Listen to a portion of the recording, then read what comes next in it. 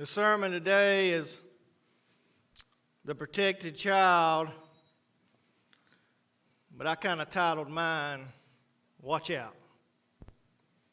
Matthew 2:13 through 23 is the scriptures, but I want to give you a little insight before we get into it.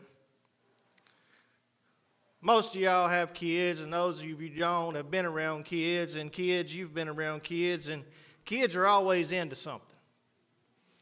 Man, once they begin to crawl around and they eventually begin to walk, it's like it's their task. They're just set out on a mission to find any and everything and put it in their mouth. They love to taste things, and they just, it doesn't matter what shape, size, if it's dusty or if it's clean, it doesn't matter. They just like to reach out, touch, and taste.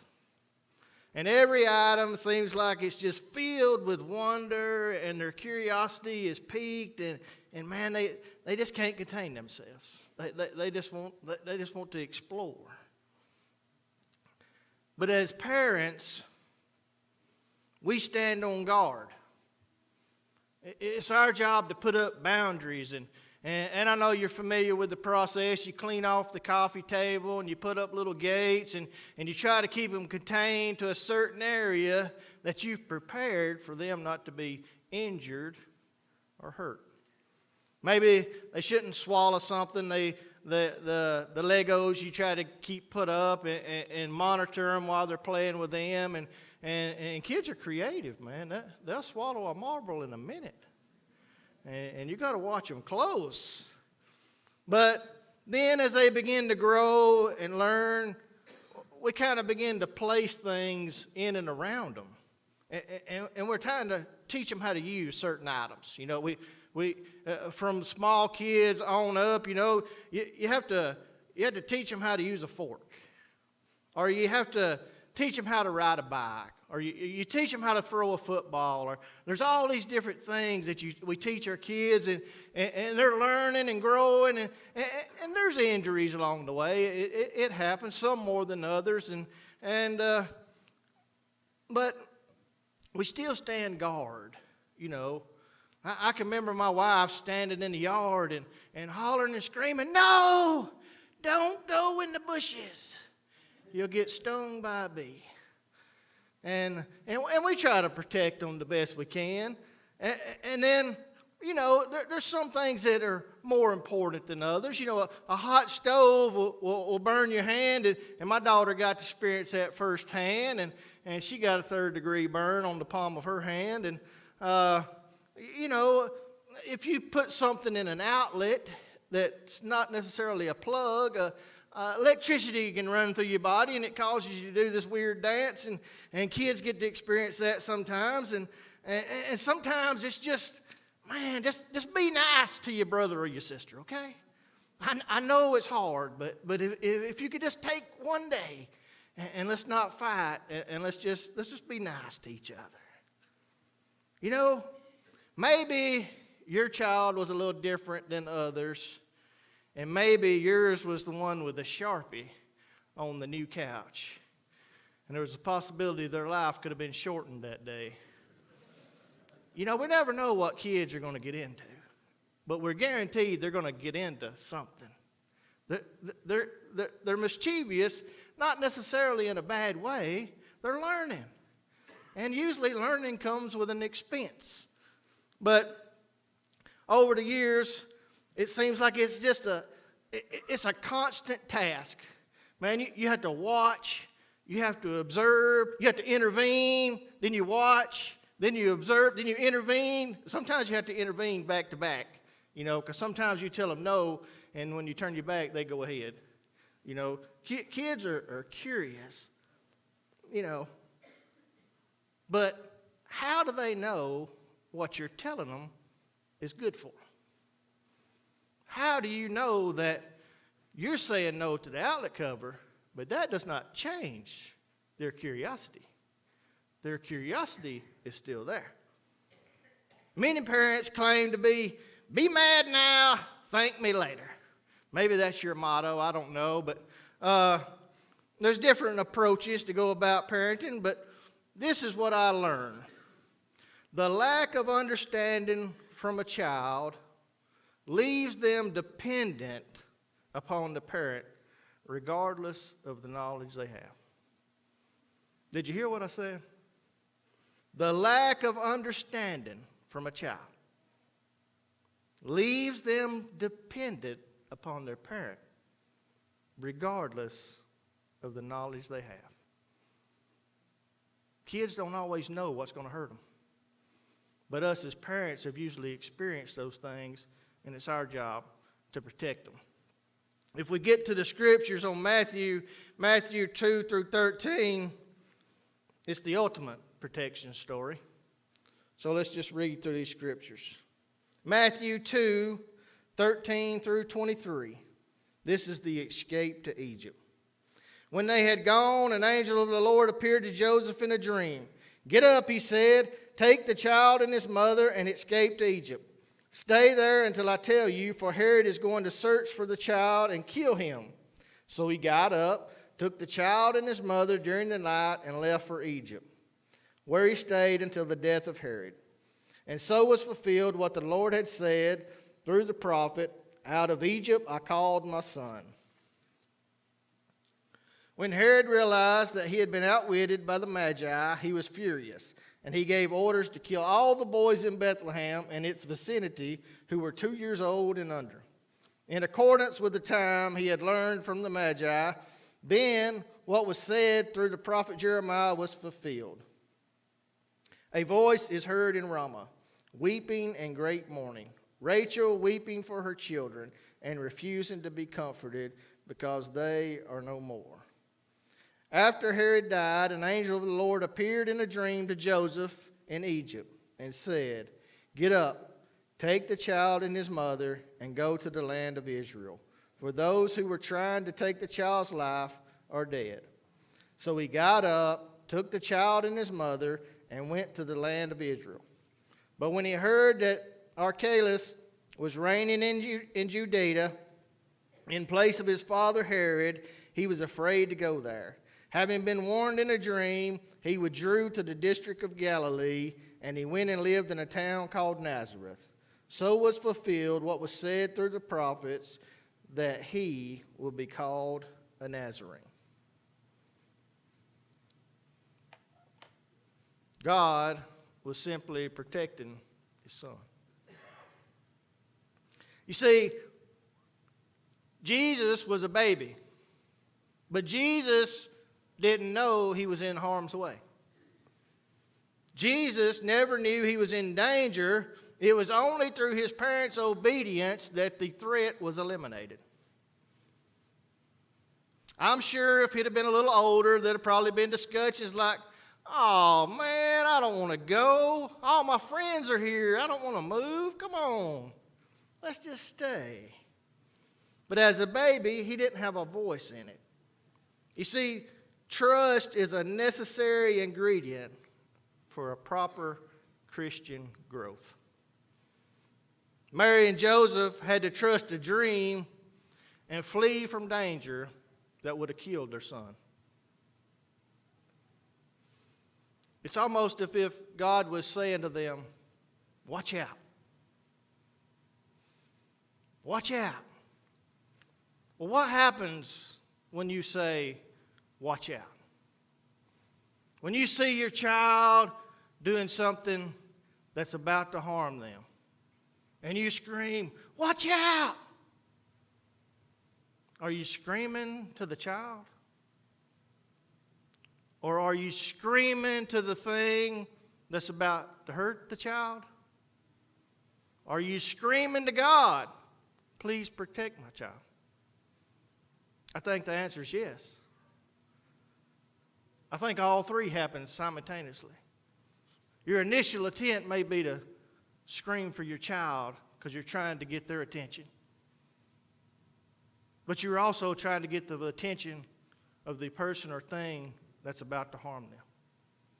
Maybe it's a dog, maybe it's another person, who knows what the incident is.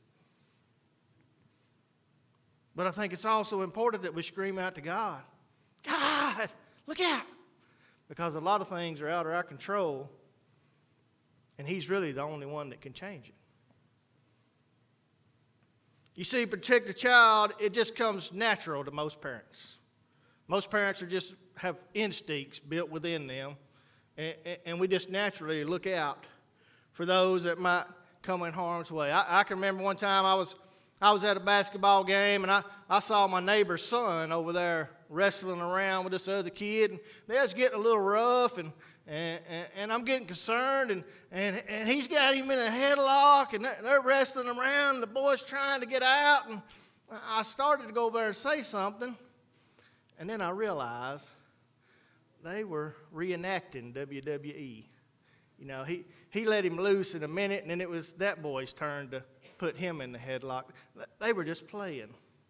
But the instincts within me thought one was hurting the other. We're just built like that. We're built to see when we think someone's in danger, and we're built to protect.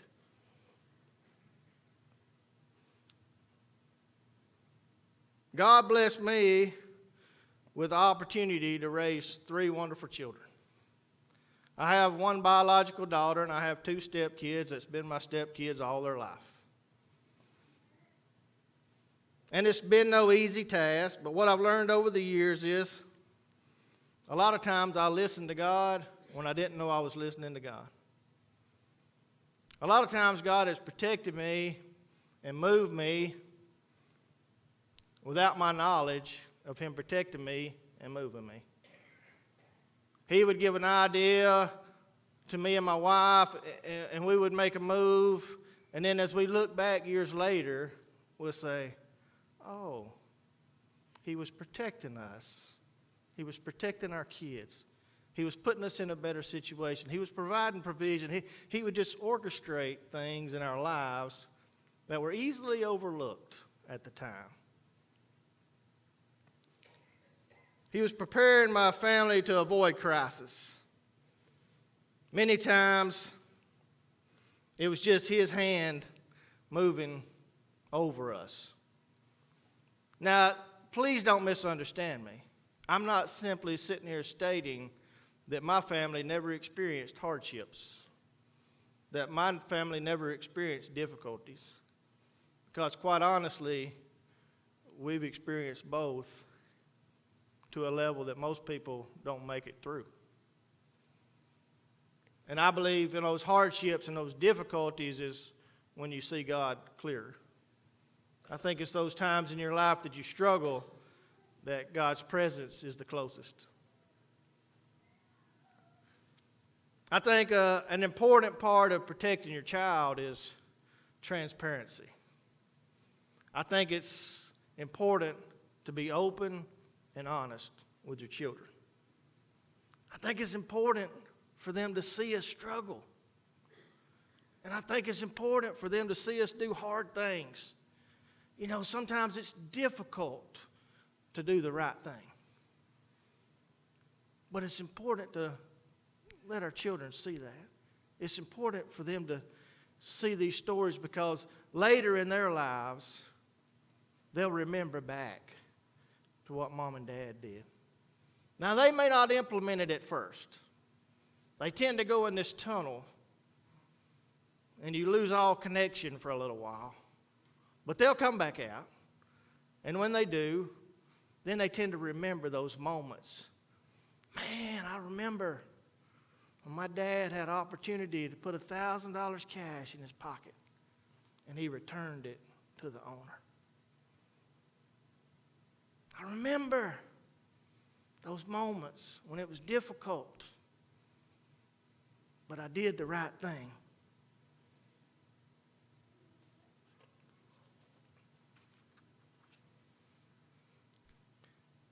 As you phase through your lives, children tend to grow. They don't tend to stay that nice, sweet little, small, precious baby. They tend to get larger with more demands. And as they grow, then our role changes. You see, as a baby, they're totally dependent on us. They can't do anything without us. But as they get into their teen years and they're beginning to get a little older, then our role is to step back a little and allow God to step in. You see, it's important to trust God in this process because later in life, we become more like cheerleaders. We're just called to encourage and to share our personal experiences, and then God is called to be that one-on-one person taking care of them in the day-to-day events. And as we get older, it's difficult to cause that separation. I'm in that phase of life where I got 2 kids in college, and I got one who's already graduated, and we don't get to tell them what to do anymore. But we still tell them what to do. But they don't get to listen like they used to. They're adults now, and they get to make their own decisions, and I don't always agree with them. But I had to trust God a little more. And I had to lean on God a little heavier. And I had to pray a little harder. And I had to have faith that He knows what He's doing, because I don't always know what I'm doing. But as we work through it, I've learned that encouragement can go a long way. And that if you'll just step back a little bit and not force your opinion, but just make suggestions to your kids, give them a little time to process it, then they tend to follow that path that you wanted them to go. But when we try to force an agenda and we try to tell them what they need to do, we're robbing them of their decision making. And it's not our job at that point in life to do that. It's our job to allow them to make their own decisions, sometimes even us knowing it's going to be harmful to them. And lastly, I want to shift a little bit because, not everybody's story is always just rainbows and lollipops. Some people's stories are a little different. Maybe your story is you feel like you failed as a parent. I know I have a guy that works for me that he was in a marriage and they got divorced and his kids got taken away and he got remarried and they have kids, but he don't get to see his first kids. And it breaks his heart every day that he longs to have relationship.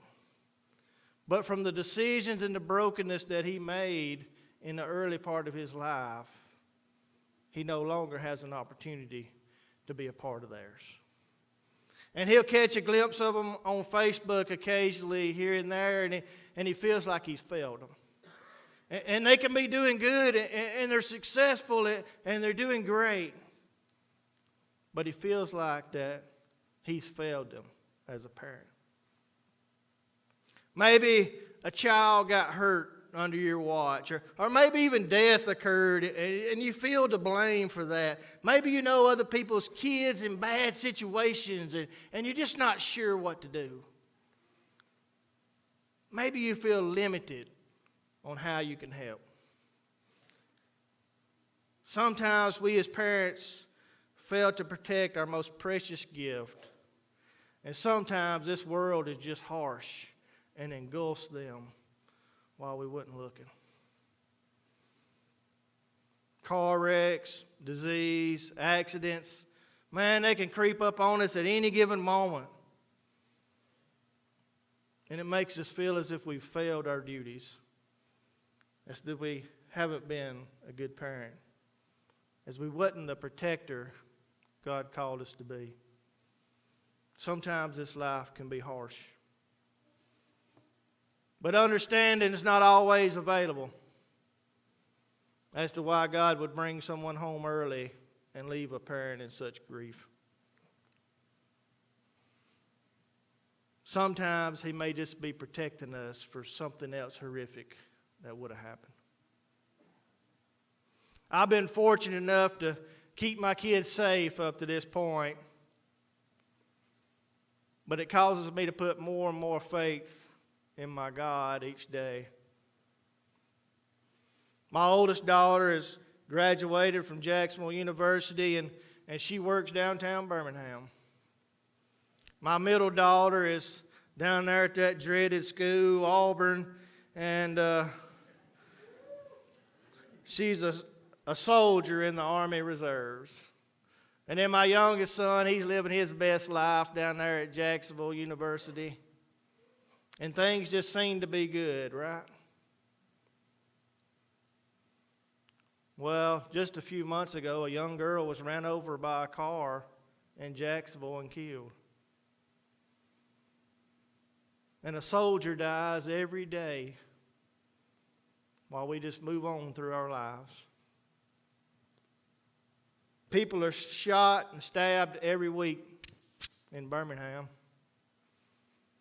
You see, it'd be real easy for me to operate out of fear, which would do nothing more but cripple me and my kids. But I have to walk in a confidence that God is in control. No matter where they go, what they do, or what they serve. I got a daughter fixing to be deployed to Syria. And I can never let her hear fear in my voice. I have to share stories of how God provided for her. How He walked with her when she was going through basic training. And how some of her darkest struggles in her life, He was there. And He provided for her. You see, when my daughter works downtown in Birmingham, I can't let her know about all the negative. I have to build her up with the positive. And if I got some negative, I need to take it to Him. And I need to trust Him with all I got. I need to know that He will protect my child. I need to know that provisions will be made. And if it comes the day or hour that He decides to call them home, I need to trust that too. I don't know what His plans are, but I know they're His plans. And that's what matters to me the most. It's easy for me to say that because I've never lost a child. But I trust with all my heart that God doesn't make mistakes. That He's provided protection for each and every one of us. And He has a plan and a purpose for each and every one of us. He has a plan for our kids before our kids even know what they're going to do. He knows where He's going to use them, how He's going to use them, who He's going to touch with them. And God has already ordained that ministry before it even comes to fruition. My God has got a plan. And the truth is, praise band, if y'all want to go ahead and make your way back up here, I want to narrow it down to this right here. The truth is, we are God's children. Each and every one of us. We are God's children. And in order to be protected by Him, we need to be in His presence. I want to give you 3 things to take away. We can't always see Him, we can't always feel Him, but we can always trust Him. You can't always see Him, you can't always feel Him, but you can always trust Him. And when He asks you to move, don't delay. When He calls your name, respond honestly. It's okay to tell Him that you're scared, or frustrated, or confused, or don't want to go. And when He blesses you, thank Him. That story I told you earlier, I'm not going to leave you hanging on it. Today, when I leave here, I'll go preach at Haygood United Methodist Church in Langston, Alabama. And the 2 little girls, Molly and Ashley, they'll be there.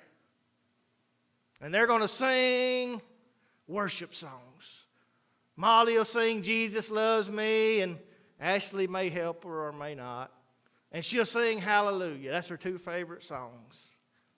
But since then, since that first time when I met her and I found all that, they've been adopted into a family. They come to my church periodically. They sing worship songs. I got teddy bears on every pew so they can feel at home. We got little blankets, and my backpack's full of candy. Because I promise when I get there today, as soon as I walk in the door, they'll grab me, they'll hug on to me, and they'll say, Pastor Jeff, we're so excited to see you. And my heart will be broken one more time. Because I know my Redeemer lives. I know God is in control. I know miracles are done every day. And we got to trust that he'll do one here. Thank you.